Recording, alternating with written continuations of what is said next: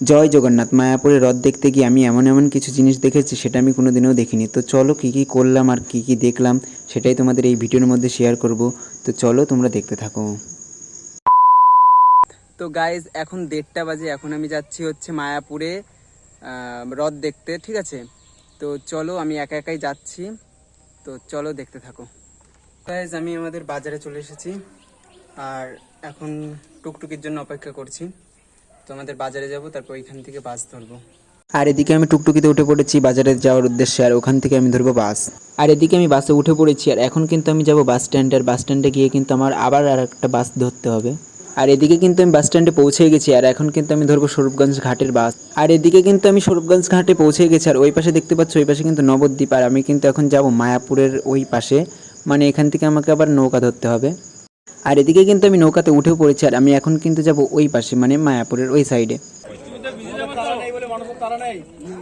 আর আমি কিন্তু নৌকা থেকে নেমে পড়েছি, এখন কিন্তু আমি হাঁটতে হাঁটতে যাচ্ছি ইস্কনের দিকে। দেখতে পাচ্ছি প্রচুর লোক কিন্তু যাচ্ছে।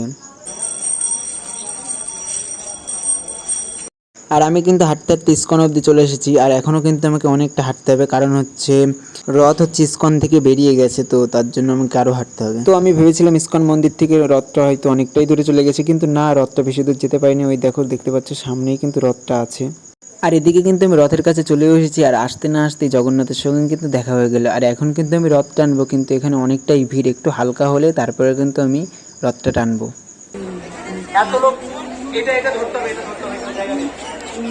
আর এখন কিন্তু রথ টানবে, কিন্তু প্রচুর পরিমাণে ভিড়, তো তার জন্য কিন্তু আমি চান্সই পাচ্ছি না। আর দেখতে পাচ্ছ কত লোক।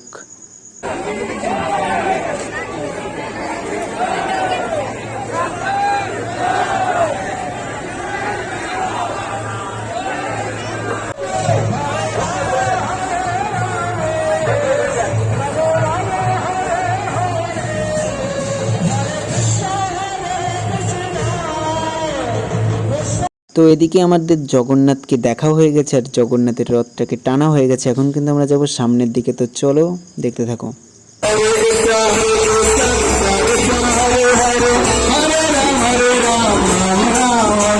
তো এদিকে আমরা সুভদ্রাকেও দেখে নিয়েছি, কিন্তু সুভদ্রার রথটাকে টানা হয়নি, কারণ আমরা এখন একটু সামনের দিকে যাব ডান্স করার জন্য। তো চলো দেখতে থাকো। এখানে কিন্তু জবরদস্ত ডান্স হচ্ছে, ছেলেদের আলাদা ডান্স আর মেয়েদের কিন্তু আলাদা ডান্স। আমরাও কিন্তু এখন ডান্স করবো, তো চলো তোমরা দেখতে থাকো।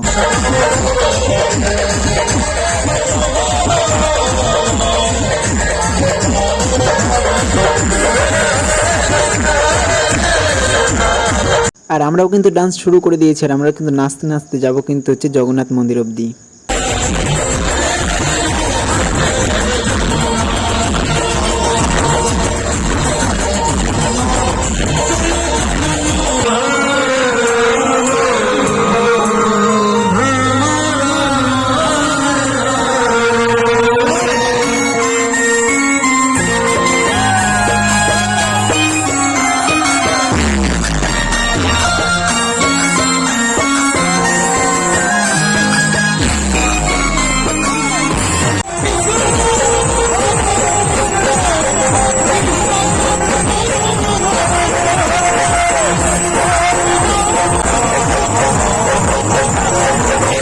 আর এদিকে দেখতে পাচ্ছ জগন্নাথ এমন একটা ভগবান, তার রথযাত্রা দেখার জন্য মুসলিমরাও দাঁড়িয়ে থাকে।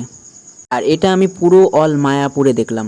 আর সব মসজিদের সামনে দিয়ে কিন্তু রথযাত্রা হচ্ছিল, কিন্তু সবাই দেখছিল আর সবাই এনজয় করছিল। আর এদিকে কিন্তু দেখতে পাচ্ছ রাধাকৃষ্ণ সেজে কত সুন্দর ডান্স করছে কিন্তু।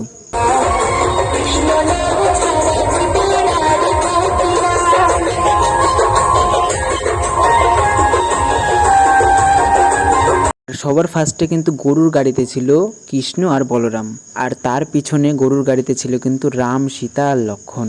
আর এখন কিন্তু চলে এসেছিলাম আমরা জগন্নাথ মন্দিরে, এখানে কিন্তু সব রথ দাঁড়াবে। আর জগন্নাথ মন্দিরে সবার ফার্স্টের রথ কিন্তু চলে আসলো বলরামের। মন্দিরের সামনে যারা যারা এখানে রথ টানেননি, রথ স্পর্শ করেননি, আসেন 2026-এর সমাপ্তি দিবস। আর এখন আমি যেই মাঠে আছি এই মাঠে কিন্তু সব রথ এসে দাঁড়াবে আর এখানে কিন্তু সবাই নাচ করবে।